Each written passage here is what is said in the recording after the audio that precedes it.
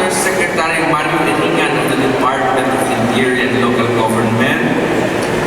Kilalanin nyo at kaibigan si Yusek Mario. Alam mo, siya ang nag-aalaga sa ating mga LGUs. Kapag pumunta kayo sa DILG, nandiyan sa hanapin nyo si Undersecretary Mario Irigan. Madaling tawagan, madaling hinga ng tulong kung may kailangan tayo sa Department of Interior and Local Government. And to the rest of the women of our lady local legislators, magandang hapon sa inyong lahat. Una gusto ko kayong pasalamatan, Vice Governor Tingting and our women of the local legislators for having your national summit here. It is an honor for us to have you here in the province and city of Iloilo. And for us, it is a validation of something that we have been doing, working hard for together with Mayor Jerry Treñas and the city na gawing maganda, maayos ang syudad at probinsya ng Iloilo so that it will be worthy of your time, worthy of your visit, and worthy of your national summit. So, salamat. We are happy to have you here. We want you to enjoy the rest of your stay here in the province and the city of Iloilo. Whenever we face our women or women's organization, we are tempted. To speak about gender equality, women's rights, women's role in society. But we will not do that this afternoon. We will not do that this afternoon. Para sa atin, of course, you can argue with us na those things you have already achieved. Gender equality, the biggest role that we can give to our women in government, Philippine society, leadership. Para sa atin, nagawa na ninyo yan. It is institutionalized in our Constitution. It is institutionalized in our laws and our legal system. It is institutionalized and executed through national policies and programs. And I'm here this afternoon to congratulate our women, especially our women legislators, for achieving that. And we want to engage our women for other things as frontline leaders and legislators in bigger things that are bigger than our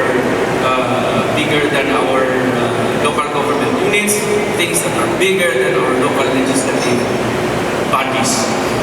Pero ang isa pang nagpapatunay ay yung mga bagay na sinasabi natin tungkol sa papel ng kababaihan natin sa Pilipinas. Isa pang patunay na nakamit na natin yun.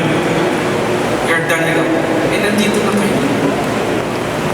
Ngayong mga araw, nowadays, temporary government ng Philippine society, kalahati o halos kalahati na ng ating miyembro sa ating mga local legislation and even our Congress are women. And why have we succeeded in institutionalizing women policy in our legal system? Because of women in our legislative bodies, executed by our women legislators at the level of our local government units.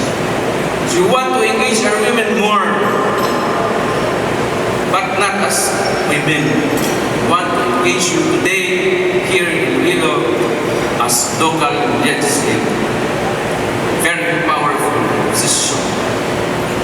Policy-making body of the local government units, the frontliner in development of local government units and the whole country.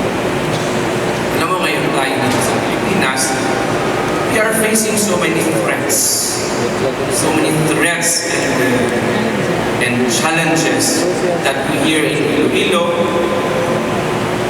and I'm sure that you will agree with us, and I'm sure that there's a possibility that you see it that way too. Ano mga threats na yun?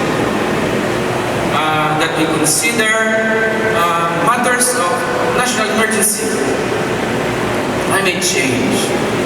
Climate change is a lingering situation that brings about emergencies and crisis situations.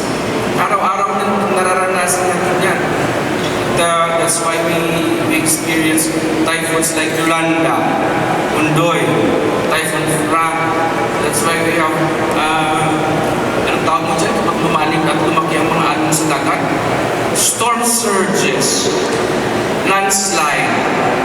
Climate change has worsened the state of the natural environment and has worsened and made more powerful the disasters that we are facing. For us, that is a matter of national emergency. It must be faced with urgency. What else? Ito mga halimbawa na yung binibigay ko sa atin ngayon. Classroom shortage. The problems in reading proficiency in our educational system. That is a matter of national emergency that we must face and treat with urgency and must work on disaster mode. Ano bang iba? Security, rice shortage, na nga lang kinakain natin, ay inaangkat pa natin sa ibang bansa. That is a big problem. Those are lingering situations. Though not formally declared at the national level, we should consider as matters of national emergency. And we want to make ourselves in defending our country against those threats and national emergencies, including, of course, our problem in the West Philippine Sea. Who will defend our country against those threats? Legislators, women legislators. And what is the best defense? Development. Development is the best defense against those threats. And who are the frontliners of development? Our local legislative bodies and Congress. Because that's where policy comes from. You're in the best position to make those changes and to put the country on track in defending us against those threats. Tayo at ang ating women local legislators ang pagtutulak ng Pilipinas sa daan ng development in defense. Bakit natin sinasabi yan? In pursuing development, if we go back to the very basics, we take care, protect, and promote the interests of our constituents and our local government units. I know that sounds familiar to you. Saan natin makikita yun? Sa Section 16 ng Local Government Code, ang tawag yan, General Welfare Laws. Diba? That is, sa totoo lang, the General Welfare Laws is a police power provision. And police power is what? The power to protect the interest of society against harm. Not only protect, but to promote the interest and welfare of our society. And police power is the most powerful of all powers of the branches of government. Is a legislative power. Di ba may misnomer tayo? You know, the governor should exercise police power. Times of emergency. No, police power is a power of the local of the legislature. Kami mga local chiefs executive, we only execute through executive order. But the source of the power are ordinances and laws. Police power rests in our legislative bodies. And it is there that we can engage our women as legislators in helping us defend against threats facing the best defense that we have, and that is Defensor. That's how we want to engage our women now. Bigger than the causes that we have been fighting for, because the past we have already won for our women. It's time to level up and take center stage, defending our people and our society against the threats and challenges that we are facing. And thank you very much for having me here.